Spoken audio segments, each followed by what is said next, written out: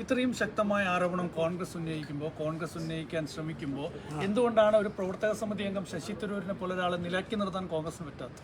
അല്ല, ശശി തരൂരിൻ്റെ പ്രസ്താവനകൾ ആദ്യ കാലഘട്ടങ്ങളിൽ ഞാൻ നോക്കിയത് ഏറ്റവും ശക്തമായിട്ടുള്ള അറ്റാക്കായിരുന്നു ഗവൺമെൻറ്.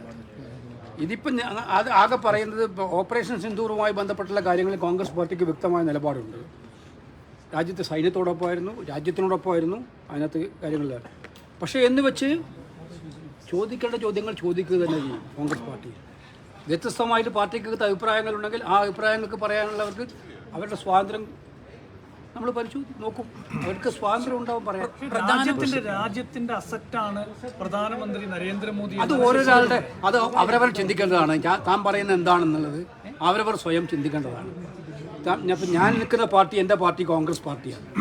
എന്നെ ജയിപ്പിക്കാൻ ആലപ്പുഴയിലെ പാവപ്പെട്ട പ്രവർത്തകർ, ആലപ്പുഴയിലെ പാവങ്ങളായിട്ടുള്ള ആളുകൾ കഠിനാധ്വാനം ചെയ്തിട്ടാണ് ഞാൻ ജയിച്ച് പാർലമെൻറ്റിലേക്ക് വരുന്നത്.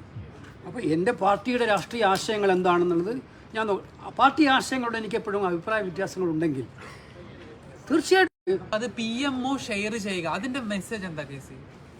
അദ്ദേഹത്തോട് തന്നെ ചോദിക്കുക. നിങ്ങൾ വളരെ ഫ്രണ്ട്ലി ആയിട്ടുള്ള ആളല്ലേ, ചോദിക്കുക എന്താണ്. ഇപ്പൊ മല്ലികാർജ്ജുൻ ഖർഗെ ഇപ്പൊ പ്രസിഡന്റ് പറഞ്ഞത്, കോൺഗ്രസ് പ്രസിഡന്റ് പറഞ്ഞതും ഇപ്പൊ ആക്ഷൻ ഉണ്ടാവുമോ എന്നുള്ളത് ചോദ്യം ചോദിച്ചു കഴിഞ്ഞപ്പോൾ അദ്ദേഹം പറഞ്ഞത് തരൂരിന്റെ ലേഖനത്തെ കുറിച്ചൊന്നും ഓർത്ത് തലപുണ്ണാക്കാൻ നമുക്ക് സമയമില്ലെന്നുള്ളത്. അപ്പൊ അവോയ്ഡ് ചെയ്യാന്നുള്ളത് തന്നെയാണോ നമ്മുടെ ഒരു രീതി? നിങ്ങൾക്ക് എന്താണ് വേണ്ടത് വെച്ചാൽ അതേപോലെ വ്യാഖ്യാനിക്കാം. നിങ്ങൾക്ക് വേണ്ടത് കോൺഗ്രസിൽ നിന്നും ആരെങ്കിലും പിടിച്ച് പുറത്താക്കലാണോ? അല്ലല്ല, കോൺഗ്രസ് എല്ലാവരെയും ഉൾക്കൊള്ളുന്ന പാർട്ടിയാണ്. ഞാൻ പറഞ്ഞല്ലോ, ഞാൻ പലവട്ടം ഇത് ആവർത്തിച്ചതാണ്. പല ആശയങ്ങളും ഉണ്ടാവും, പല അഭിപ്രായങ്ങളും ഉണ്ടാവും. പക്ഷേ ഫൈനലായിട്ട് പാർട്ടി ഒരു ഡിസിഷനുമായിട്ട് മുന്നോട്ട് പോകുമ്പോൾ എല്ലാവരും ഇതിൻ്റെ കൂടെ ഉണ്ടാവുന്നുണ്ടാണ്. അതായത് പാർട്ടി ഒരു നിലപാട് സ്വീകരിക്കുന്നു, അതിൽ ഒരു പാർട്ടിയുടെ ഒരു അംഗം മറ്റൊരു നിലപാട് സ്വീകരിക്കുന്നു. ഇത് ജനങ്ങൾക്കിടയിൽ ഉണ്ടാക്കുന്ന അതിനുള്ളിൽ തന്നെ ജനങ്ങൾക്കിടയിൽ തന്നെ ഇതൊരു തെറ്റിദ്ധാരണ പടുത്തുന്ന രീതിയിൽ മാറുന്നില്ല. പാർട്ടി നിലപാട് ഏതെങ്കിലും ഒരു വ്യക്തിയുടെ നിലപാടല്ലല്ലോ പാർട്ടിയുടെ നിലപാട്. പാർട്ടി ഓരോ കാലഘട്ടത്തിനും അനുസരിച്ച് പാർട്ടി എടുക്കുന്ന നിലപാട് പാർട്ടിയുടെ ആശയങ്ങളിലും ആദർശങ്ങളിലും ഉറച്ചുകൊണ്ടുള്ള നിലപാടാണ്. അത് വ്യക്തികൾക്ക് വേണ്ടി ഡിബേറ്റ് ചെയ്യാറില്ല, അത് ഏതെങ്കിലും പ്രശ്നത്തിന് വേണ്ടി ഡിബേറ്റ് ചെയ്യും. അല്ല, അങ്ങനെ ഡിബേറ്റ് ചെയ്യുന്ന ഞാൻ പറയില്ല. അപ്പോൾ അങ്ങനെ ഡിബേറ്റ് ചെയ്യുന്ന സാഹചര്യം ഉണ്ടാകുമ്പോൾ ആ സാഹചര്യങ്ങളിൽ ആ വ്യക്തിയാണ് ആലോചിക്കേണ്ടത് എന്തുകൊണ്ട് ഡിബേറ്റ് ചെയ്യുന്നുണ്ട്. ഒരു ചർച്ചയ്ക്കുള്ള സാധ്യത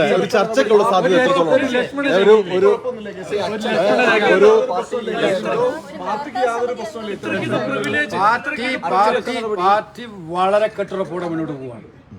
പാർട്ടി വളരെ ശക്തമായിട്ട് ഇത്തരം കാര്യങ്ങൾ മുന്നോട്ട് പോകണം. ഞങ്ങൾക്ക് ഒരു വേവലാതിയും ഇല്ല. അല്ല, ഒരു ചർച്ചയ്ക്കുള്ള സാധ്യത ഉണ്ടോ? ഏതെങ്കിലും ഒരു പാർട്ടിയുടെ പ്രവർത്തക സമിതി അംഗത്തിന് അംഗമായിട്ട് എപ്പോഴും ചർച്ചയുണ്ടാവില്ലേ? അതിനകത്ത് എപ്പോഴും അദ്ദേഹത്തിന് താല്പര്യം ഉണ്ടെങ്കിൽ ചർച്ചയുണ്ടാവില്ലേ? ഇത്രയ്ക്കൊക്കെ പ്രിവിലേജ് കോൺഗ്രസ് കൊടുക്കുന്നുണ്ടോ?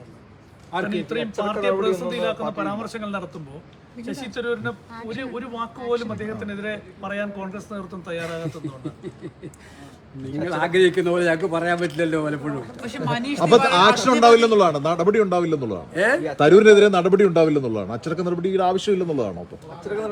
ഇല്ലാത്ത ചോദ്യങ്ങൾ ചോദിച്ചാൽ ഞാൻ അല്ലല്ല, അത് കാരണം ഈ പാർട്ടി ലൈൻ വയലേറ്റ് കഴിഞ്ഞ ദിവസം അങ്ങ് കേരളത്തിൽ സംസാരിച്ചപ്പോൾ ഒരു ലക്ഷ്മൺ രേഖ ഉണ്ടെന്ന് പറഞ്ഞു. അത് ഞാൻ പൊതുവായിട്ട് പറഞ്ഞതാണ്. അതും നിങ്ങൾ തെറ്റായിട്ടാണ് പറഞ്ഞത്. ഞാൻ പൊതുവായിട്ട് എന്നോട് ചോദിച്ചപ്പോൾ ഞാൻ ഇത്രയും കൃത്യമായിട്ട് പറഞ്ഞു. നമ്മുടെ പാർട്ടിക്കകത്ത് ഞങ്ങൾ ഒരു അഭിപ്രായം പറഞ്ഞാൽ 52 വെട്ടി നശിപ്പിക്കുന്ന പാർട്ടിയല്ല കോൺഗ്രസ് പാർട്ടി. ഞാൻ പറഞ്ഞ വാചകം അതായത് അഭിപ്രായം പറയാൻ സ്വാതന്ത്ര്യം എല്ലാവർക്കും ഉണ്ട്. അത് കോൺഗ്രസിൻ്റെ ഒരു ബ്യൂട്ടിയാണ്. കോൺഗ്രസിനകത്ത് വിവിധ അഭിപ്രായങ്ങളുള്ളവരുണ്ടാവും. ആ അഭിപ്രായം ഒരാൾ എതിരായിട്ട് പറഞ്ഞതെന്ന് വെച്ചാൽ ഉടനെ തന്നെ അയാളെ ശരിപ്പെടുത്തി കളയുക, അയാളെ പുറത്താക്കുക, ഇതല്ല. ഞങ്ങൾ നോക്കും. എവിടെയെങ്കിലും നമ്മുടെ പാർട്ടിയുടെ ആശയങ്ങളും ആദർശങ്ങളുമായിട്ട് ഡിബേറ്റ് ചെയ്തതാണോ പറയുന്നെങ്കിൽ അത് കറക്റ്റ് ചെയ്യുന്നുണ്ടോ, അത് കണ്ടിന്യൂസ് ആയിട്ട് മുന്നോട്ട് പോവുകയാണോ, ഇതൊക്കെ ഞങ്ങൾ നോക്കും. അങ്ങനെ നിങ്ങൾക്ക് തോന്നുന്നല്ലേ? ഞങ്ങൾക്ക് തോന്നണ്ടേ? അത് ഞങ്ങൾക്ക് തോന്നണ്ടേ? നിങ്ങൾ ഞങ്ങളുടെ പാർട്ടിയല്ലേ ഇത്? ആർട്ടിക്കിൾ വായിച്ചായിരുന്നു. അല്ല, ട്രംപ് മോദി കൂടിക്കാഴ്ചയെ പ്രശംസിക്കുന്നു. അതിനുശേഷം ഓപ്പറേഷൻ സിന്ദൂറുമായി ബന്ധപ്പെട്ട് വിദേശപര്യടനം നടത്തുമ്പോഴും പ്രധാനമന്ത്രിയെ പ്രശംസിക്കുന്നു, കേന്ദ്ര സർക്കാരിനെ പ്രശംസിക്കുന്നു. അതിനുശേഷം ഒന്ന് ലേഖ നടത്തുന്നു. ഞാൻ അതിനകത്ത് വീണ്ടും നിങ്ങൾ ഇതേ ചോദ്യം തന്നെ ചോദിച്ചുകൊണ്ടിരുന്ന ഒരേ ഉത്തരം തന്നെ കിട്ടും. ഞാൻ നിങ്ങൾ ചോദിച്ച ചോദ്യങ്ങൾക്കെല്ലാം ഉത്തരം കൃത്യമായിട്ട് പറഞ്ഞു. നിങ്ങൾക്ക് നമ്മൾ പറഞ്ഞതിന് താല്പര്യമില്ലെങ്കിൽ നിങ്ങൾക്ക് വീണ്ടും കോൺഗ്രസിനകത്തുണ്ടാകുന്ന അഭിപ്രായ വ്യത്യാസങ്ങൾ ഡിഗ് ചെയ്യാനാ താല്പര്യമെങ്കിൽ കൂടുതൽ പ്രതീക്ഷിച്ചിട്ട് കാര്യമില്ല. എനിക്ക് താല്പര്യം. ഞാൻ പറഞ്ഞ ക്ലിയർ ആണ്. അടിയന്തരാവസ്ഥയുടെ 50-ാം വർഷത്തെ ഓർമ്മിപ്പിച്ചുകൊണ്ടിരിക്കുന്നത് കൃത്യമായിട്ടും തങ്ങൾ കഴിഞ്ഞ 11 കൊല്ലമായി നടത്തുന്ന ഭരണഘടനാ വിരുദ്ധ പ്രവർത്തനങ്ങൾ, ജനാധിപത്യ ധ്വംസകങ്ങൾ ഉണ്ടാക്കുന്ന പ്രശ്നങ്ങളിൽ നിന്നുള്ള കുറ്റബോധം കൊണ്ടാണ്. അതാണ് ഞങ്ങൾ കൃത്യമായിട്ട് പറയുന്നത്.